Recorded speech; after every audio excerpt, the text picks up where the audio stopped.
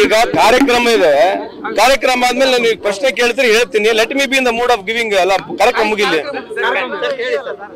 ಹೇಳಿ ಸರ್.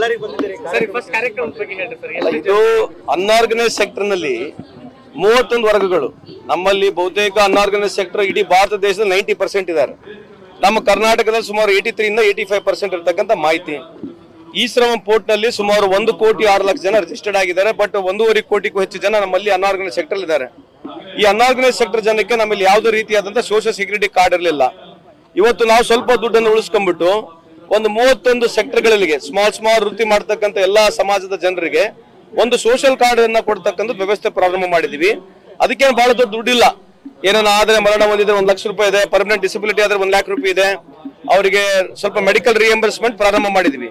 ಅದ್ರ ಜೊತೆಗೆ ನಾವೇನ್ ಮಾಡಿದೀವಿ ಅಂತಂದ್ರೆ ಮುಂದ್ ಬರ್ತಕ್ಕಂಥ ದಿನಗಳಲ್ಲಿ ಇದ್ರದ್ದು ಫಂಡ್ ಜಾಸ್ತಿ ಆಗುತ್ತೆ ಅಂತಕ್ಕಂಥ ನನ್ನ ಒಂದು ಪಾಸಿಟಿವ್ನೆಸ್ ಇದೆ. ನನಗೆ ಆಸೆನೂ ಇದೆ ಮುಂದ್ ಬರ್ತಕ್ಕಂಥ ದಿನಗಳಲ್ಲಿ ಸನ್ಮಾನ್ಯ ಮುಖ್ಯಮಂತ್ರಿ ಅವರಿಗೆ ನಾವು ಡೀಸೆಲ್ ಪೆಟ್ರೋಲ್ ಮೇಲೆ 50 ಪೈಸೆ ಆಗ್ಲಿ 1 ರೂಪಾಯಿ ಕೊಡಿ ಅಂತ ಹೇಳಿದೀವಿ. ಆ ಸೆಸ್ ಕಲೆಕ್ಟ್ ಆದ್ರೆ ಮುಂದ್ ಬರ್ತಕ್ಕಂಥ ದಿನಗಳಲ್ಲಿ ಈ ಅನ್ಆರ್ಗನೈಸ್ ಸೆಕ್ಟರ್ಗೆ ನಮ್ಗೆ ಒಂದು ದೊಡ್ಡ ಫಂಡ್ ಆಗುತ್ತೆ.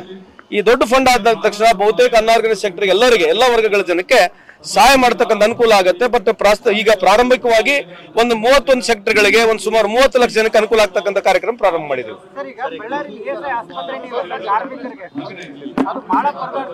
ಇಎಸ್ಐ ಅದೇ ಹೇಳ್ತಿರೋದು, ಇಎಸ್ಐ ಆಸ್ಪತ್ರೆಗಳು ಆಗ್ಬೇಕಂತಂದ್ರೆ ಕನಿಷ್ಠ 50,000 IP ಹೋಲ್ಡರ್ಸ್ ಇರಬೇಕು. ಇಲ್ಲಿರ್ತಕ್ಕಂಥ ಬಹಳಷ್ಟು ಮುಖಂಡರು ನಮ್ಗೆ ಒತ್ತಡ ಮಾಡಿದ್ದಾರೆ. ನಾನು ಸರ್ಕಾರಕ್ಕೆ 5 ಸಲ ಬರದಾಗಿದೆ. ಅದು ಕೇಂದ್ರ ಸರ್ಕಾರದಿಂದ ಮಂಜೂರಾಗಿ ಬರ್ತಕ್ಕಂಥದ್ದು. ಅದ್ರ ಜೊತೆಗೆ ನಾವೇನ್ ಮಾಡಿದ್ವಿ, ಅಕ್ರೆಡಿಷನ್ ಇದೆ. ಯಾರು IP ಹೋಲ್ಡರ್ಸ್ ಯಾರಿದ್ದಾರೆ ಅವ್ರಿಗೆ ಸುಮಾರು 18ರಿಂದ ಬೇರೆ 20 ಹಾಸ್ಪಿಟಲ್ ಅಟ್ಯಾಚ್ಮೆಂಟ್ ಹಾಸ್ಪಿಟಲ್ ಇರೋದ್ರಿಂದ ಬಹುತೇಕ ಪ್ರಾರಂಭ ಆಗ್ಲಿಕ್ಕೆ ನಾನು ಭಾವಿಸ್ತಾ ಇದ್ದೀನಿ. ಸರ್, ಈಗ ಎಷ್ಟು ಅಮೌಂಟ್ ಅಲರ್ಟ್ ಆಗಿದೆ ಸರ್? ಈಗ ನೀವು ಹೇಳಿದ್ರಲ್ಲ ಸರ್ಕಾರಕ್ಕೆ ಜಾಸ್ತಿ ಮುಂದಿನ ದಿನಗಳಲ್ಲಿ. ಈಗ ಹೌ ಮಚ್ ಅಮೌಂಟ್? ಅಲ್ಲ, we are asking government to collect cess and give us in case if they agree. 1,500 ಕೋಟಿ ಆಗ್ಬೋದು in case if they agree to give us 1 ರೂಪಾಯಿ. ಸರ್, ಈ ಸರ್ಕಾರದ ಮೇಲೆ ಕೆಲ ಶಾಸಕರು ಅಸಮಾಧಾನ ಹೊರಹಾಕ್ತಾ ಇದ್ದಾರೆ. ಮೊನ್ನೆ ಸುರ್ಜೇವಾಲ ಅವರ ಮುಂದೆ ಕೂಡ ಪ್ರತ್ಯೇಕ ಹೇಳಿಕೆ ನೀಡುವಾಗ ಸಿಎಂ ಬಗ್ಗೆ ಅಸಮಾಧಾನ ಹೊರಹಾಕಿದ್ದಾರೆ ಅನ್ನೋ ಮಾಹಿತಿ.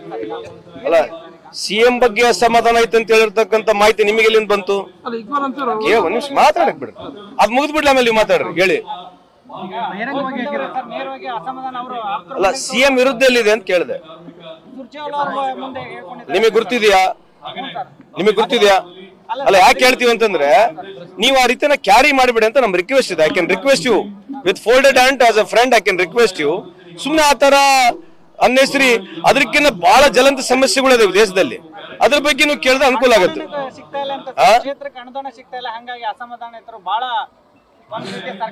ಅಲ್ಲ ರೀ, ನೀವು ಜನರಲ್ ಆಗಿ ಹೇಳಿದ್ರೆ ನಾನು ನಿಮ್ಗೆ ಹೇಳಕ್ ಆಗಲ್ಲ. ಈ ದೇಶದಲ್ಲಿ ಮತ್ತೆ ಈಗ ಸೆಂಟರ್ ಕೂಡ ಯಾವ ರೀತಿ ಅನುದಾನ ಬರ್ತೋ ಅದನ್ನು ಕೇಳ್ಬೇಕಲ್ಲ. ಅಲ್ಲ, ಯಾಕೆ ಹೇಳ್ತೀವಿ ಅಂತಂದ್ರೆ ಒಂದ್ ನಿಮಿಷ, ಗವ್ಯಪ್ಪರ್ ಹೇಳಿರ್ತಕ್ಕಂಥದ್ದು ಆನ್ ರೆಕಾರ್ಡ್ ನಿಜ ಇದೆ, ಹೌದಾ? ನೀವು ಅವ್ರನ್ನ ಕೇಳಬೇಕು. ಯಾಕಂದ್ರೆ ನಮ್ಮ ಪ್ರಕಾರ ಈ ಬಜೆಟ್ ಮತ್ತೆ ಮಂಡನೆ ಮಾಡಿದೀವಿ.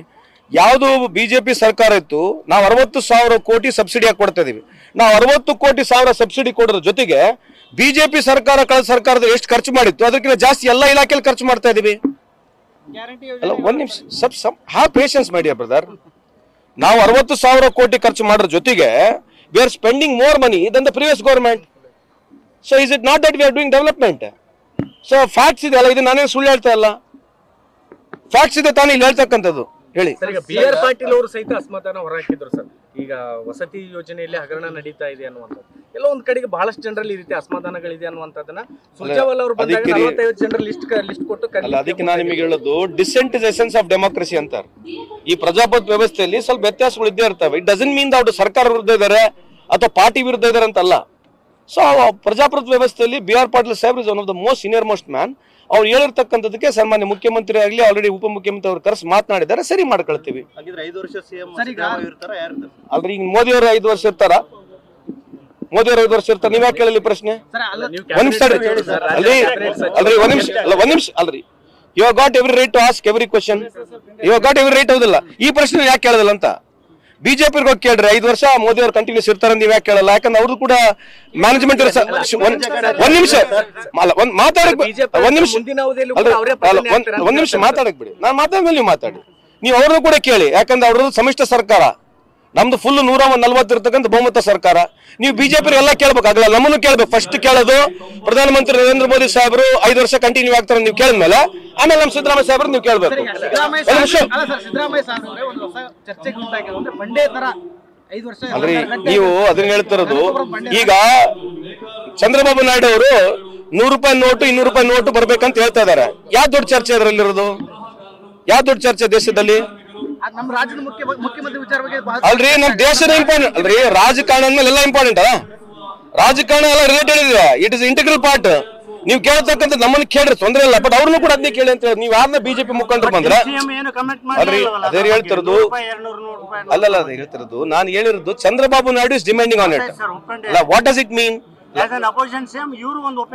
ಸೆಕೆಂಡ್ರಿ.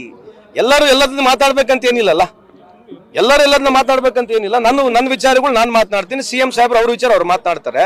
ನೀವು ನಮ್ಮನ್ನ ಅಗಲಾಲ ಇದನ್ನ ಕೇಳೋದ್ ಬದಲು ಅವ್ರನ್ನು ಕೂಡ ಕೇಳಿ ಅಂತ ನನ್ನ ರಿಕ್ವೆಸ್ಟ್. ರವಿಕುಮಾರ್ ಅವರು ಶಾಲೇಂದ್ರ ರಜನೀಶ್ ಅವ್ರ ಬಗ್ಗೆ ಅವಹೇಳನವಾಗಿ ಮಾತಾಡಿದ್ರು. ಅದನ್ನ ಬಿಜೆಪಿ ಅವರು ಸಮರ್ಥನೆ ಮಾಡ್ಕೊಳ್ತಾ ಇದ್ದಾರೆ. ಅಂದ್ರೆ ಸಿಎಂ ASP ಅವ್ರಿಗೆ ಹೊಡಿಲಿಕ್ಕೆ ಹೋಗಿದ್ರು, ಅದ್ರ ಬಗ್ಗೆ ಇನ್ನೂ ಕ್ಷಮೆ ಕೇಳಿಲ್ಲ. ಇದ್ರ ಬಗ್ಗೆ ಯಾವ ನೈತಿಕತೆ ಇಟ್ಕೊಂಡು ಅವರು ಕ್ಷಮೆ ಕೇಳ್ಬೇಕಂತ ಹೇಳ್ತಾರೆ. ಈಗ ರವಿಕುಮಾರ್ ಇಂಡಿವಿಜುವಲ್ ಅಲ್ವಾ, ಅವ್ರಿಗೆ ಬಿಟ್ಟಿರ್ತಕ್ಕಂಥ ಕ್ಷಮೆ ಕೇಳ್ಬೇಕ ಬೇಡ ಅಂತ ಹೇಳಿ ಇಟ್ ಪೋರ್ಟ್ರೇಸ್ ಹಿಸ್ ಇಮೇಜ್. ನಾವು ಅವ್ರನ್ನ ಟೀಕೆ ಮಾಡಕ್ಕೆ ಇಲ್ಲಿ ಹೋಗೋದಿಲ್ಲ.